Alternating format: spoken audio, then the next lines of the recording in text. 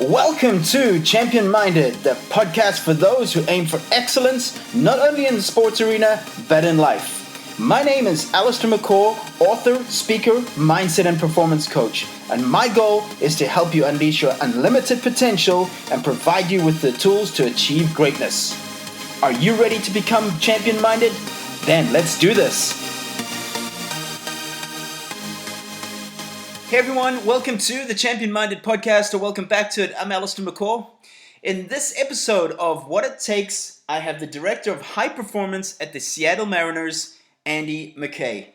Now, a little bit of background on Andy. He came from the Colorado Rockies and joined the Seattle Mariners in 2015, where he was the peak performance coordinator with a heavy emphasis on the mental aspects of the game. Before joining the Rockies in 2012, McKay spent 14 seasons as the head coach at Sacramento City College. Now, as you can imagine, holding that position down, he is a pretty busy guy, so I was super happy to get him onto the show. In this episode, he discusses his 7 superpowers for coaches, which I really loved. We talk about the importance of building relationships, team culture, having the hard conversations, which I really loved getting into that one on how he deals with the tougher conversations with athletes.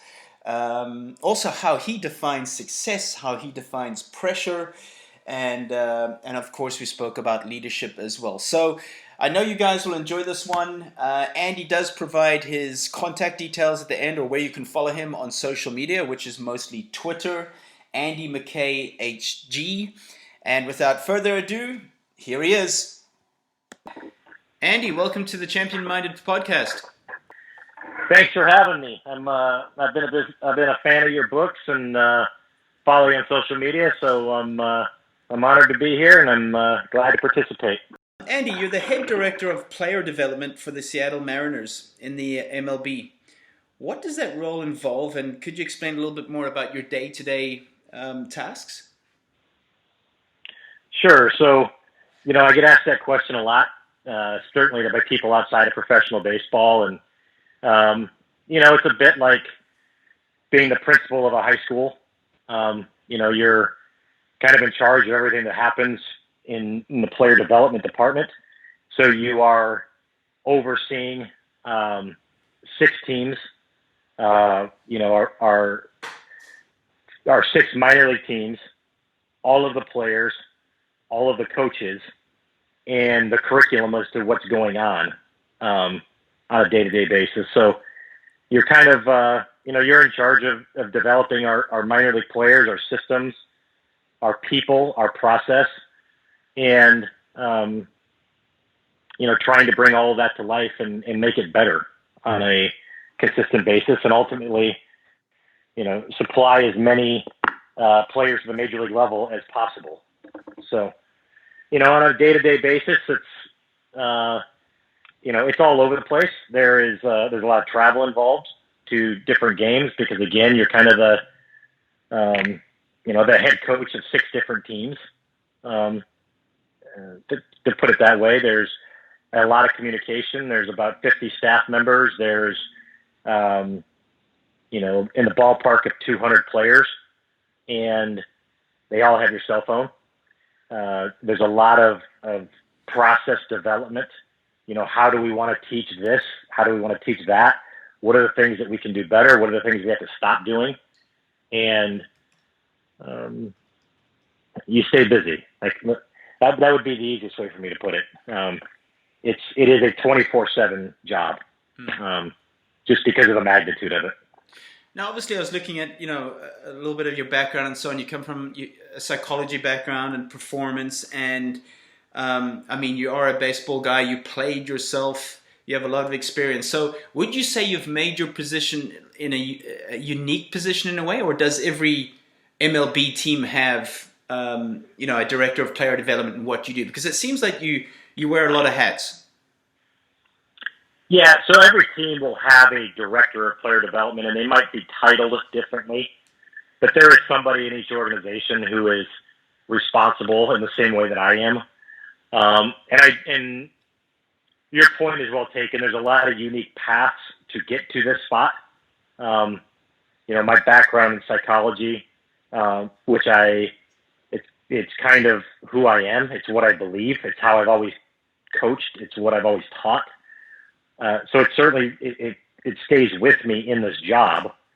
But obviously the job involves a lot of things other than performance psychology. Mm. Now, I'm very proud to say that I actually did attend a Seattle Mariners game. I was running the Seattle Marathon. I think it was probably back in, 2010, 2011 when Ichiro played, if I'm pronouncing that correctly. Yeah. And I got Ichiro. yes, and I got to see him, which was pretty awesome. So I mean, to be honest, I've only been to 3 baseball games. I used to live in Tampa, so obviously the Tampa Bay Rays under Joe Madden, which was, I don't know, 5-6 years ago before he went to Chicago. But it was pretty cool to be at the stadium there. You've got a beautiful stadium. Yeah, the Mariners have what we like to think is the best ballpark experience in all of baseball. It is a beautiful stadium. It's located in a great area. You can have some magnificent views of water, of the downtown areas, and it's a great ballpark in a beautiful city. So, and you're playing baseball, so what could go wrong, really? Yeah, exactly. Now, Andy, you talk a lot about culture, and you talk about a culture of communication and confidence. Could you elaborate a little bit on that? Sure. So, communication is tricky. I would argue right now that if you took a survey of athletes and coaches or employees in any organization, you're going to have people that are going to have issues with how you're communicating. And that's just the reality of it. It's such a hard thing to get good at. And even when you're good at it, the context and the situation has so much impact that you might be a really good communicator in one area and a really poor communicator in another area, or you might be really good in communication with one person, but not so much in the other. So trying to be a good communicator it's a lifelong experience. It's a lifelong endeavor, and you never really get great at it, I don't think.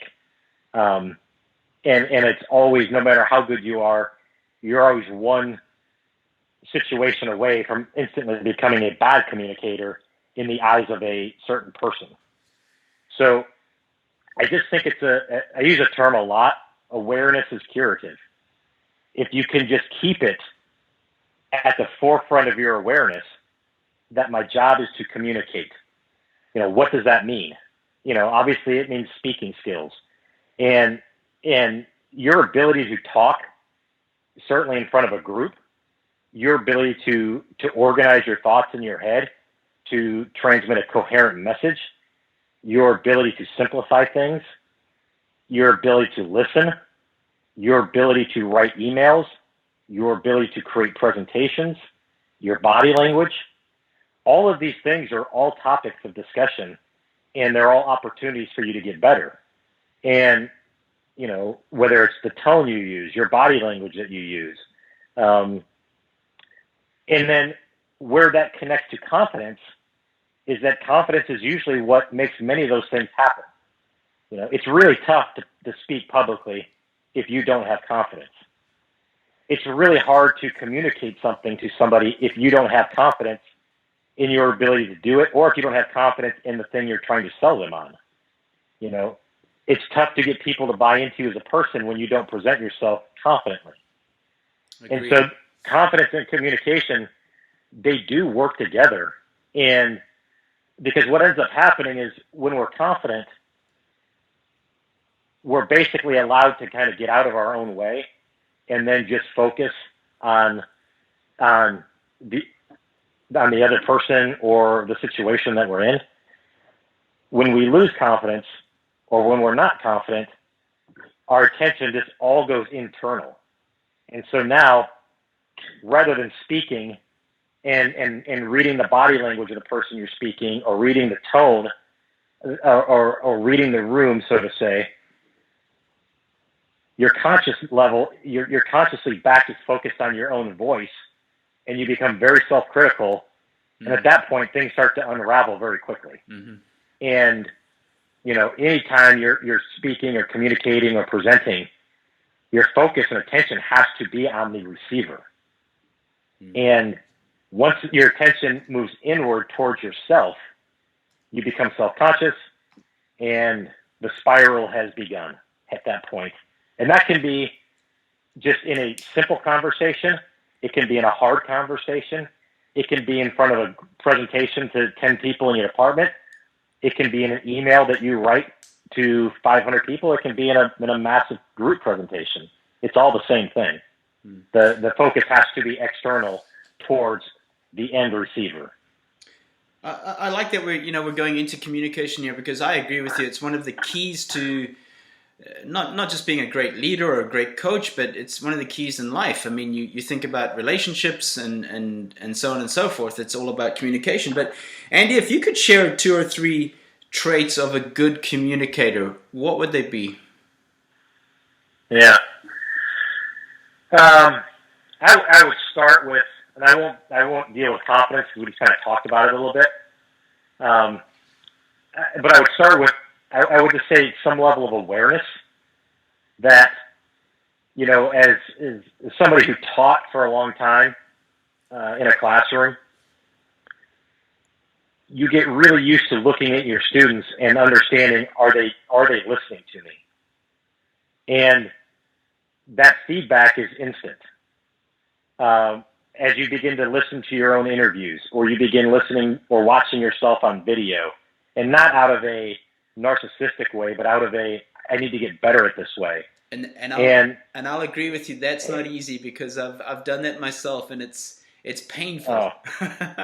It is painful, and I can tell you, like, even this podcast, very likely I won't listen to it because the sound of my voice is not comfortable for me. Andy, right there, I'm the same, because obviously I have to edit these podcasts, and I honestly can't stand listening back to. I love to hear what the guests have to say, but I don't like listening to myself. Yeah.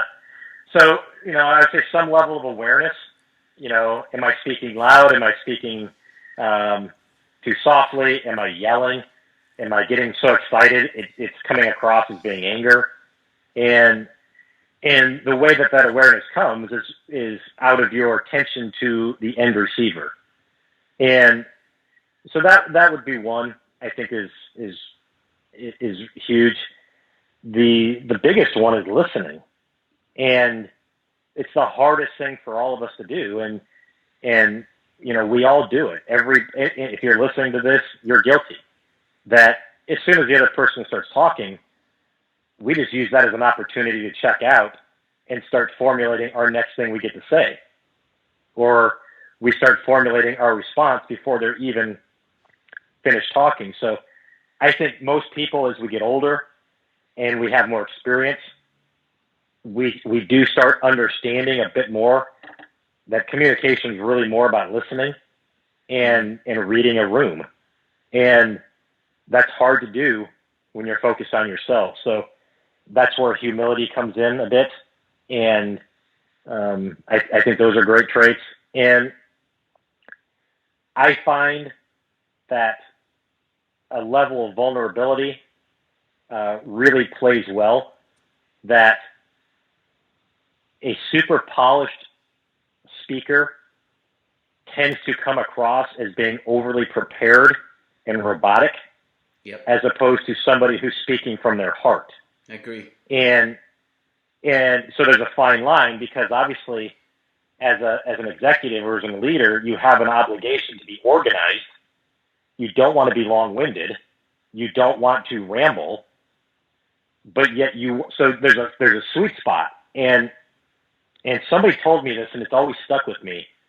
Like, you have to prepare like your life depends on it. And then you just have to go have a simple conversation.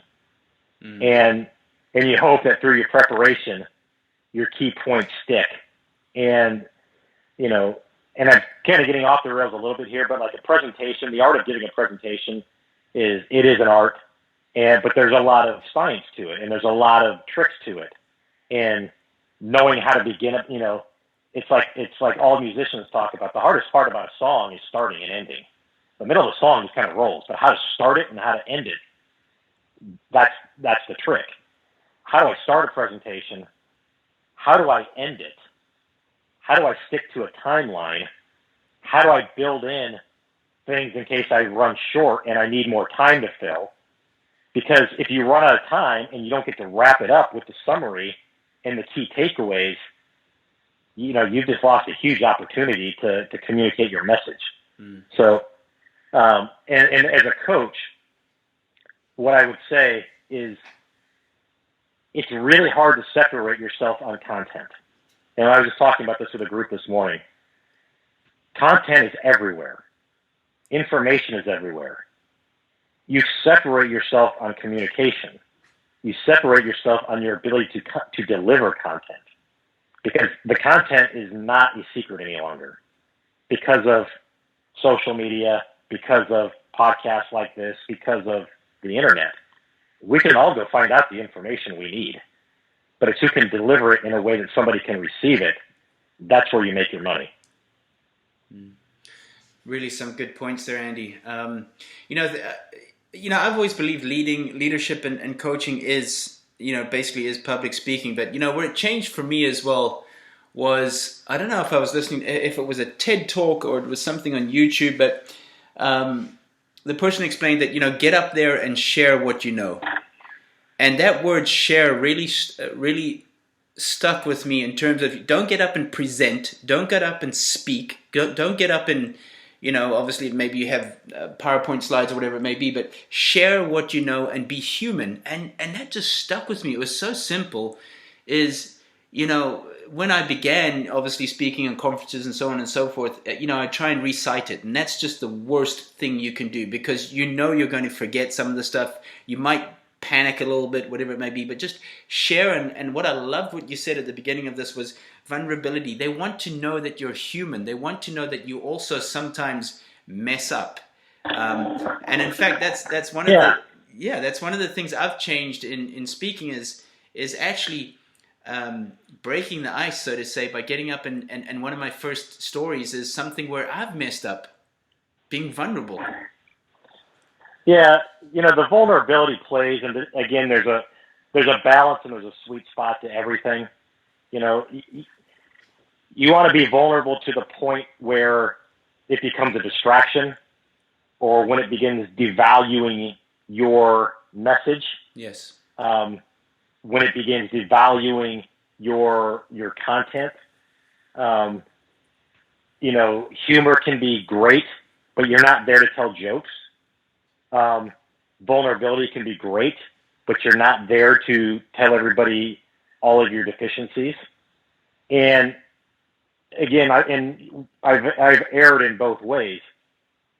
If you get too careless and you get too casual, you don't deliver the content the way it deserves to be delivered. And if you get too scripted, you lose your audience. So that sweet spot is everything. And I think it's really hard to find. I think it is a talent, and it requires a lot of repetitions to get good at it. Oh, I totally agree. I'm going to cheat a little bit here, because obviously I follow you on Twitter, and I love some of the stuff you put out there on. And by the way, it's for listeners, it's Andy McKay HG. So on Twitter, I'm going to go to the 7 superpowers for coaches. I think you actually put this out yesterday or the day before, and I loved it. If I can just read all 7, and maybe you can elaborate for, say, a few seconds or a minute or whatever, because obviously we don't have much time to go through those. Maybe you could elaborate on them. So the first one was believing in the 7 superpowers for coaches. That's what it's called. And number 1 was believing in the player's ability. Yeah. That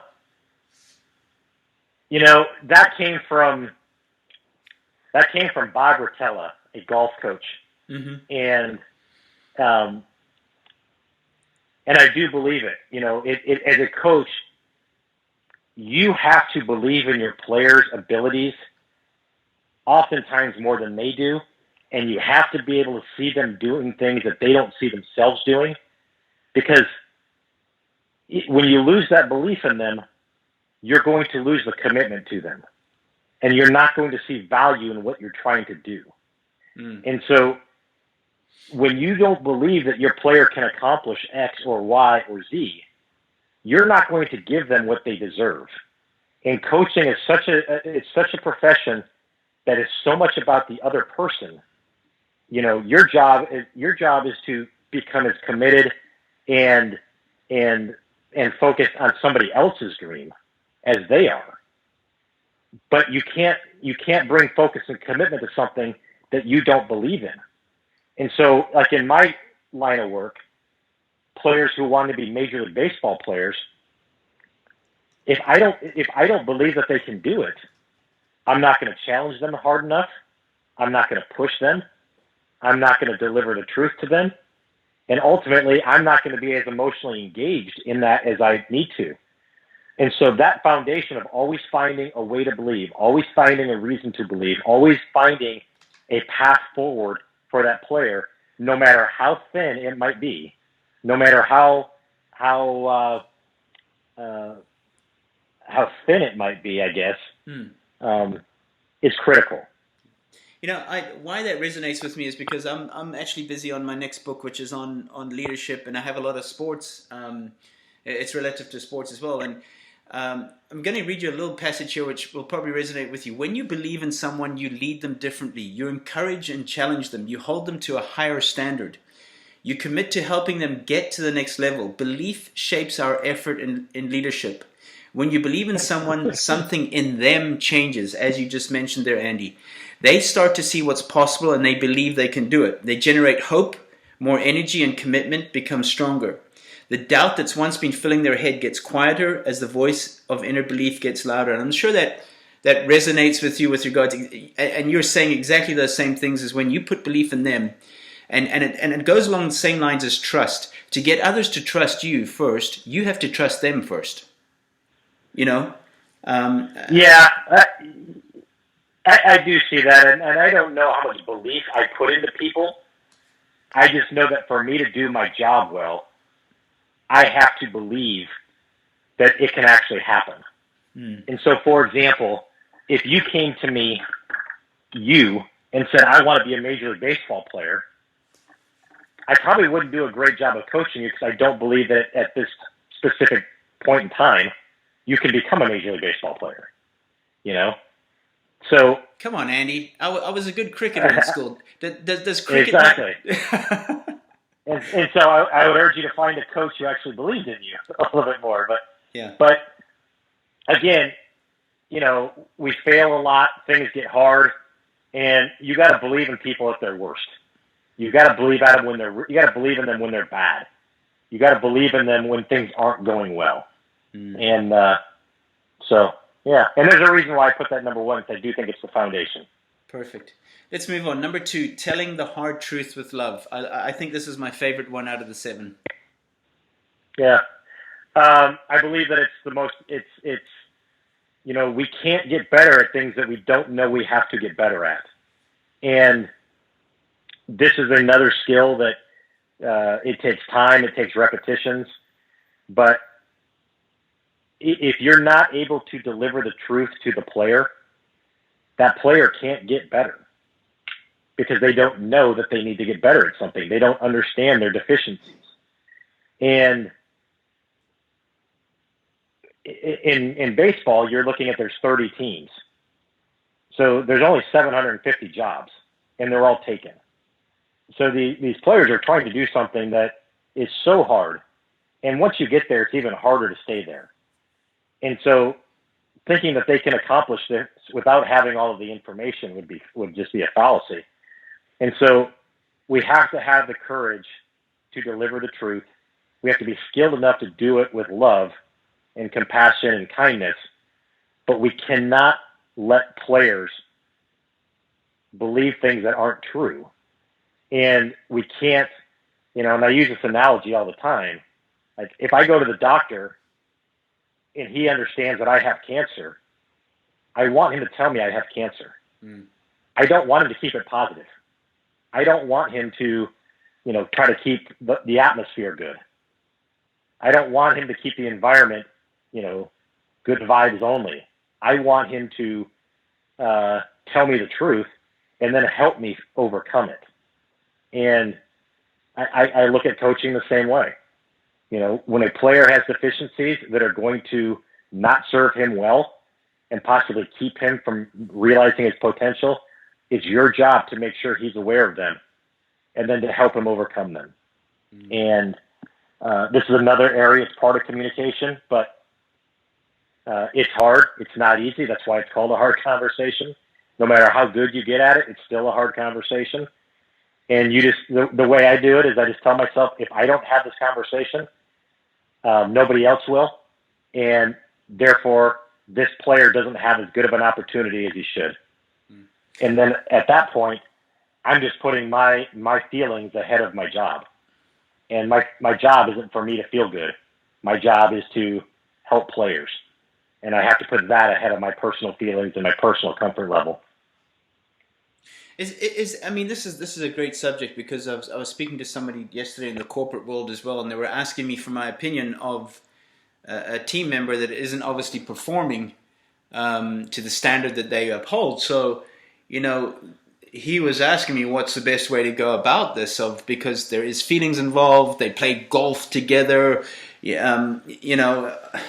They've just had a baby, all these, and that's what you call feelings. But the facts are that this person isn't performing. What would your suggestion be there, or what would be your best tip if you were speaking to this person, for example? Because they're not performing, and it's been over a period of time of 18 months. So it's enough proof to say, okay, this person is not at our standard. Yeah, and again, you just start with the hard truth, and you have to deliver it. You're not performing. You're not meeting our standard. It's that simple. Now, again, what ends up happening, again, we're kind of getting back to communication, but mm-hmm. You have to deliver a hard truth without getting angry. Like, this is not a personal attack. I'm just stating a truth, and then you and I work together to beat this truth. Let's you and I work together to overcome this truth. But too often, because the conversation gets hard, emotions become involved, and now we've just lost it. And so when you go into a hard conversation, you got to prep yourself that when emotions begin to elevate, my job is to de-escalate this conversation. Because there's going to be pushback, and there's going to be emotions.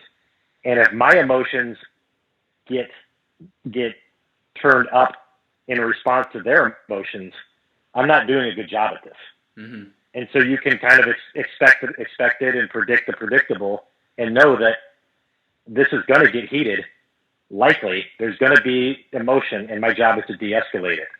But in your scenario, it just starts with taking some time, getting your facts organized. I like to put when I have these conversations, I tend to put it on paper first, and so that I can make sure that I don't lose control of the message.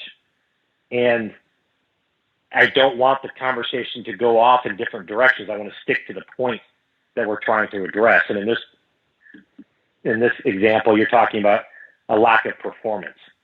I don't want to lose the conversation in all different areas that the conversation may naturally go if I'm not disciplined and stick to these points.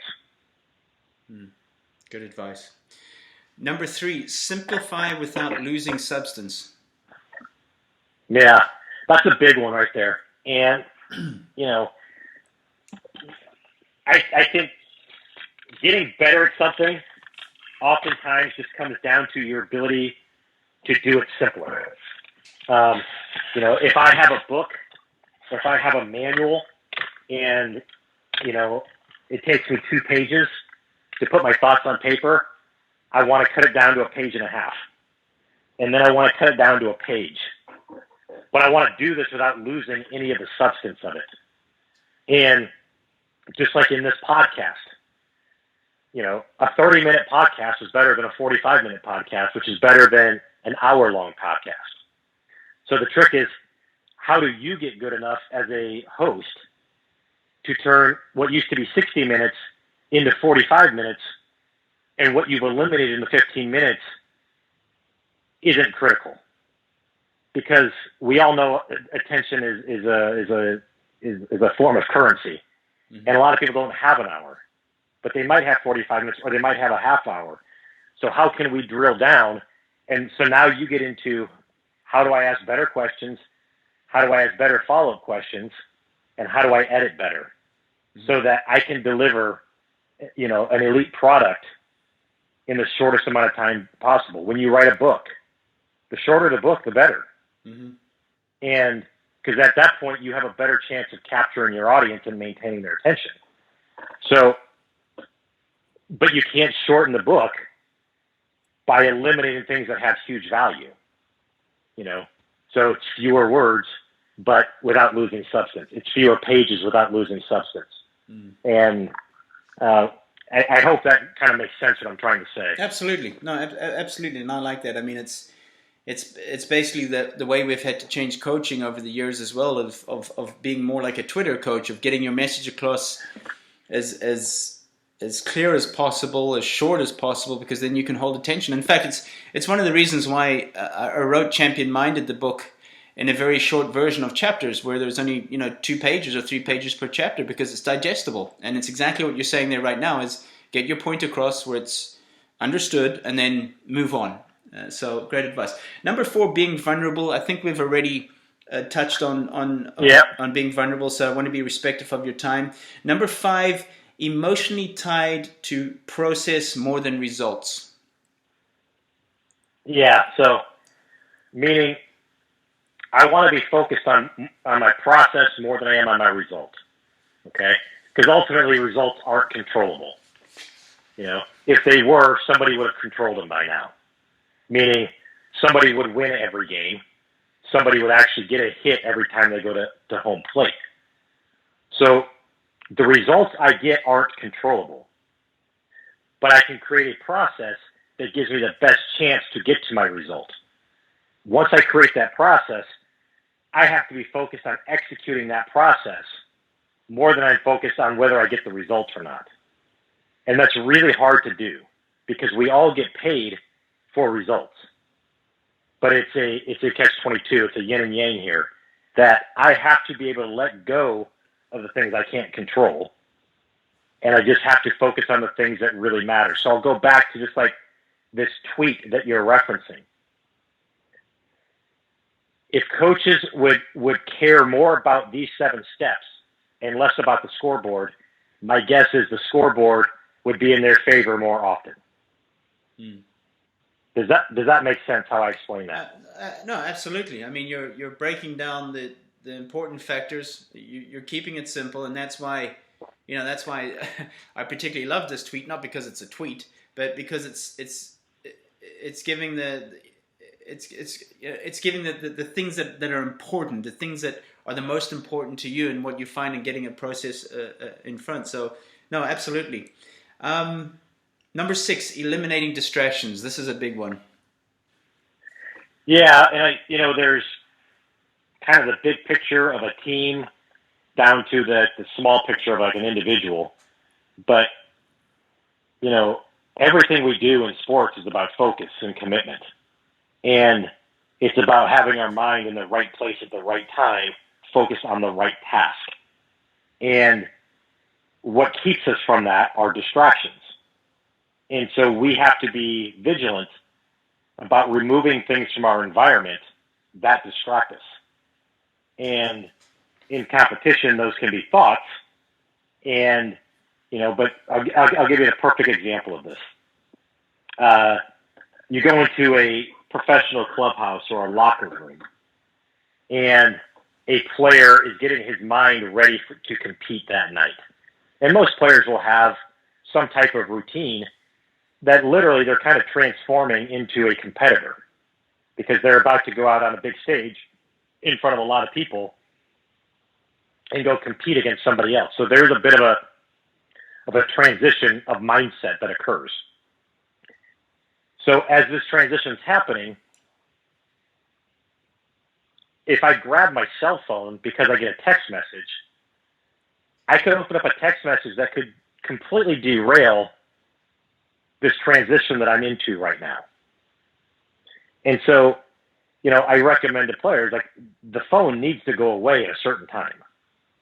And I don't know what that time is.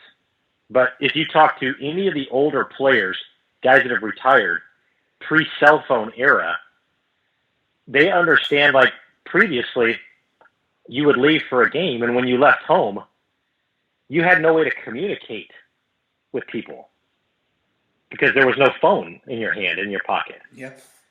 And just how much easier it was to stay focused on your task. And now the task hasn't changed. Actually, the task has gotten harder.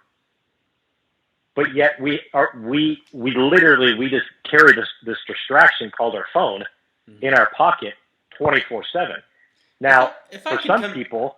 Sorry, Andy, if I could come in there, because this is a question I get a lot, and this is just perfect to segment into this way, is what are your rules or standards with regards cell phones with players, and are they allowed them at dinner, or are they allowed them in the locker room? What are the standards within the Seattle Mariners there when it comes to that? Because obviously this is a challenging area for most coaches and most teams. Yes, and so we don't have like a specific rule. We have suggestions and we have education around it. Certainly the expectation is that you're not using your phone during a game. That you're not going into the clubhouse to check your phone. Obviously, if a player were to engage social media during a game, that would be a real issue and a concern. But we do try to educate in terms of that transition and understanding that it's just nothing but distraction. And, you may not want to be using it a half hour before the game. You may want to put it away. You may want to turn it off. And it's hard. It's really hard. Yeah, I mean, I'd say it would be part of ownership, wouldn't it?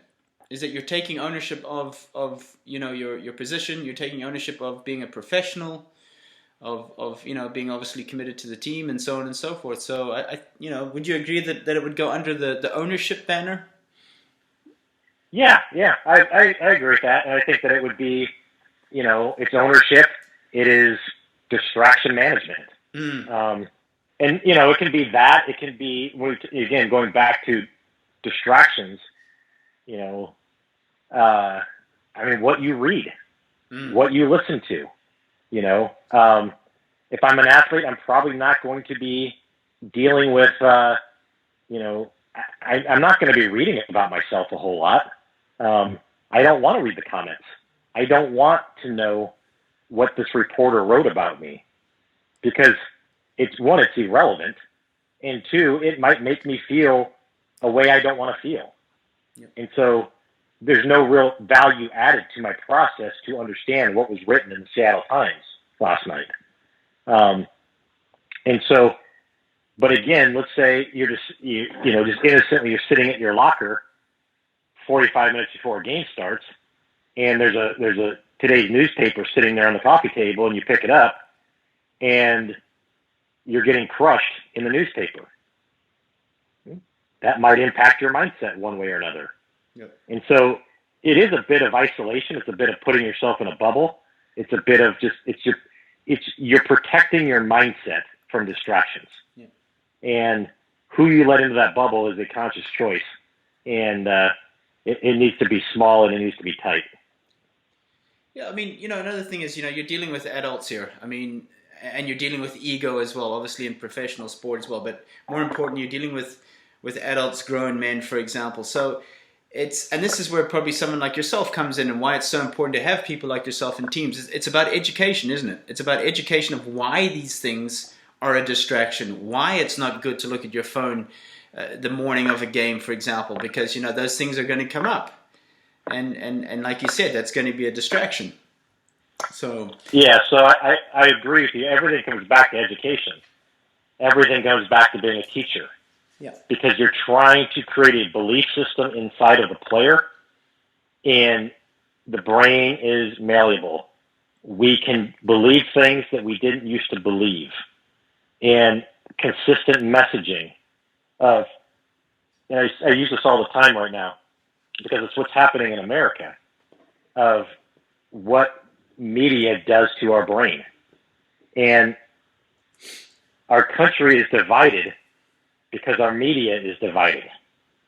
And so you've got 50 million people that watch Fox News every night, and they now believe things that they wouldn't have believed 5 years ago because of the constant bombardment and messaging of Fox News. Well, then you've got another 50 million people that are watching MSNBC every night. And they get that steady stream of messaging, and they begin to believe things that they didn't believe before. And it's not about which one's better or worse. It's just about the concept of you bombard your brain with consistent messaging about anything, and you're going to change your belief system, whether you realize it or not. And so, there's that concept. You're going to become the average of the 5 people who influence you the most. Yep, Jim Rohn. Yep. Absolutely. And it's not just people. So it's what you read, it's what you listen to, it's who you associate with, and you put them all together, it's going to become you. Yep. Completely agree with that. Absolutely. Number 7, and the final one, which is also pretty interesting, making players uncomfortable but not panicked. What do you mean by that? Yeah. So when you push people, coaching and teaching is all about pushing people towards something better than what they have right now.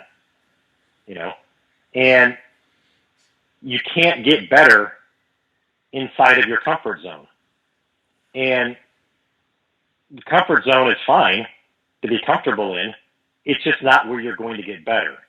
And so when you push people out of their comfort zone through experience and wisdom, you understand how far to push, because you can push them into a panic zone of which, they're not going to get better there either. And so, like an analogy would be like learning how to swim. You push somebody off into a deep end that doesn't know how to swim. You push them into a panic zone. They're probably not going to learn how to swim. You've pushed them too far, and they're going to panic. But you put them into 3 feet of water, 4 feet of water with some instruction, they're uncomfortable, but they can actually learn how to do it. And so as you're teaching or coaching, you got to push people, but you have to push people in small chunks that they can actually digest and accomplish without becoming overwhelmed. Because once they become overwhelmed, now we're impacting confidence, and the spiral has begun, and they're probably not going to end up getting better. And in fact, they could get worse because they're going to feel like I have no ability to do this whatsoever, when in fact they actually had the ability. It was just presented in a way that wasn't sequential enough and accomplishable enough for them. So I think it's really critical, and I think it's a sweet spot. I think there's a lot of coaches who don't push hard enough, and I do think there's coaches that push too hard. Perfect. Only just a few more questions, Andy, and I'll let you go because I know you've got a busy schedule there. But connecting with the athlete and building trust. Is there any tips you could give us out there of how one can connect with an athlete more and build that trust? Yes, and I think I'm going to go against what people say a lot here, but it's just been my experience. You have to have something to offer the athlete. And so oftentimes I see coaches spending a lot of time trying to build a relationship, but at the end of the day, they don't have something to offer. And they get confused and they think, well, it's because I don't have a relationship. And it's like, no, it's because you don't have something to offer. You don't have knowledge to offer. You don't have content to provide. You don't have something that they want. And so, in my line of work, you better understand the game of baseball inside and out, and all forms of it, and all positions. And then you have to be able to deliver it, and that's where the relationship comes into play. And so the biggest piece of advice on relationship building that I've learned from is that understand that very few people are like you. And what you need from a relationship oftentimes is not what they need from a relationship. And it's not about you, it's about them. So you have to figure out what it is they need and what they want and how they best receive information and how they best learn and grow. And it's often not how you do it. And that was a big thing for me. The second thing is just time. It takes time to interact. It takes time to find mutual points of contact. And so now as a coach, you're having to divide up your time. And this is where I've learned a lot about leadership and management, is that to do it right, you just can't manage that many people because, man, it takes time. And so like when you look at a typical team, it gets broken up into positions. And so, take like American football, for example. Just thinking of that. You've got a head coach, then you have an offensive coordinator and a defensive coordinator and a special teams coordinator. And so your head coach is really managing those three coordinators. The coordinators are then managing skill coaches. An offensive line coach, a quarterback coach, a wide receivers coach, a running back coach.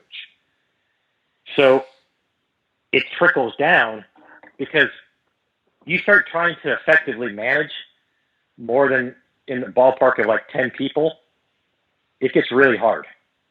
Would you say, sorry, Andy, would you say that's the number of, because I often wondered, you look at like you just explained, their American football team, you have 70, 80 players on the roster? And I'd always want to look at a Bill Belichick, for example, and I'd always think, how on earth is he able to have a relationship and connect and know 80 players, for example? And you've just explained it there well now that, there's obviously...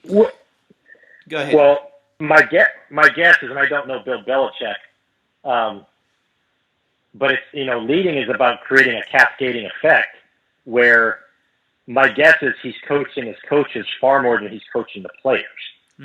And through your coaching of the coaches, you're hoping that your influence is working its way through those coaches down to the players. And so there's a beauty in this. And one, it's your coaches get better.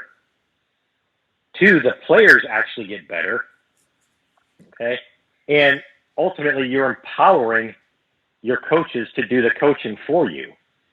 And so everybody wins in this scenario. But if you're the coach and you try to skip through the coaches, one, you're devaluing them, depowering them, but also ultimately you're spreading yourself too thin. And it can't be done. And so you have to look at how many people can I effectively manage. And I think there's a lot of context to that. But in general, I can tell you the number is way fewer than people actually think. And then your job is to manage those people and lead those people and coach and teach those people so well that the dominoes just start falling. And again, there might be people laughing at this right now. That's how I view it, and that's what's worked for me, and it may not work for somebody else, but that's my take on it. Perfect. All right. Final two questions, Andy. There's obviously a lot of coaches that listen to this podcast and youth sports coaches. What would be one or two of your bits of advice for youth coaches out there? Number one, that coaches have to be coached, and that the same way that you're trying to make the player better, you need to be making yourself better. And my favorite saying is, if it happened, I coached it. And that's a way of taking responsibility, that whatever happens on the field is ultimately your responsibility. And if you want players to play better, you have to coach better. And if you want to coach better, you have to work on yourself. And I like that. I would spend more time working on myself than I spend working on the players, because I know that the better I am, the better I'm going to be for them. I love that. I'm actually just writing that down as you're saying that. So beautiful. Last question, Andy. How do you define success? You saved the best question for last. Not because I might answer it better, just because that's a question that's near and dear to my heart, and I think it's really complicated. Mm-hmm. And for me, success is developing a really good process and executing it. And I value that as my definition of success because I can control it. Mm. I'm not going to evaluate myself positively or negatively on things that I can't control. And so I can control process. And so this is a really important question because it has a lot of context and layers to it. If I can value myself in terms of success and failure based on my ability to execute a process that I have control over, I instantly make my confidence something that I can manage much better. Because now my confidence is not going up and down based on things that I can't control. Therefore, my confidence tends to be a little bit higher and a little bit more consistent because I'm only valuing myself on things that I can control. And so now it creates a cyclical effect that the more confident I am, the better I am at executing my process. The better I'm executing my process, the more confident I get. And that cycle becomes very powerful. Mm. But you can only do that if you believe that I can't control the scoreboard. And again, and this is where you just have to take some time. I literally do this. I've studied this. I take time and I'll look at things like, okay, who are the best coaches ever? Who are the coaches that have impacted me the most? Bill Walsh of the San Francisco 49ers. Take a Belichick, for example. They don't have that many rings. They don't win that many championships. And they lose a lot. And so I constantly re-ingrain my thought process by looking at these things and observing these things and knowing that if somebody could have controlled the scoreboard, Bill Walsh would have done it. You know, if somebody could have controlled the scoreboard, Belichick and Brady would have done it, and they would have a lot more rings than they actually do. The best of the best lose more than they win in terms of championships. You know, if you're a coach and you win one championship, you had an incredible career. And so does that mean that all the other years I was a colossal failure? No, not at all. But that's how I look at it. But I do think that looking at it that way is healthy, and I think ultimately it gives you the best chance to be successful because it keeps your focus on the process, and it helps you maintain confidence. I like it. Those words again: confidence, process. You know, I just mentioning those names there as well. So what I can tell there is that you're getting that success is about how do you maintain sustained success. Like you said, you can have one good season and then that's it. For example, you can even have a toxic culture and still have a championship winning season, which I've explained to people as well. But sustained success. You look at Greg Popovich, which is a great example with the San Antonio Spurs, for example. Yeah. That's exactly what you're alluding to with, Bill Belichick. They don't always win. But No. But that sustained success, again, how do you define success? You want to position yourself to where you can give yourself the most opportunities to get there. Yeah. And, because you play football and the ball bounces the wrong way and basketball and these things happen. And again, I'm glad you brought up Popovich because I think he is the best. Like if there was one coach that I could spend time with, if there was one coach that I could study, if there was one coach that I could spend an afternoon with and pick their brain, it would be Pop. And I say that like I know him. I don't know him. But to me, what he has done is above and beyond some of these other people we've mentioned, and they're phenomenal too. But Greg Popovich and the Spurs and that run that they had over that period of time, I mean, that is the textbook. And I certainly wish he would write the textbook because I would love to read it. Yeah, certainly. I mean, another one that comes to mind is obviously Mike Krzyzewski of Duke. I mean, how he's had 40, I think he's on to 42 seasons at Duke, which is just insane if you think about it. Yeah, after a losing season to begin, I believe. And, again, this is great because I love studying coaching. I love the study of organizations and teams. And, one of the areas where I spent so much time in college sports, and I think the better examples come from professional sports, and I'll tell you why here in a second. But Krzyzewski, who I think is an amazing coach, I think he's great. I'm not trying to devalue what he's accomplished at all. But what ends up happening is as he gets successful, recruiting becomes, he literally, most games that Mike Krzyzewski coaches, he has better players. Mm. And that's not a knock on him. Okay. No, but when you get into the professional game, the worst team drafts first. And then you're managing payroll and you're managing salary caps. And so it does even the playing field a bit because the talent gets spread around at the professional ranks more than in the college ranks. And I can say that because I've done both levels.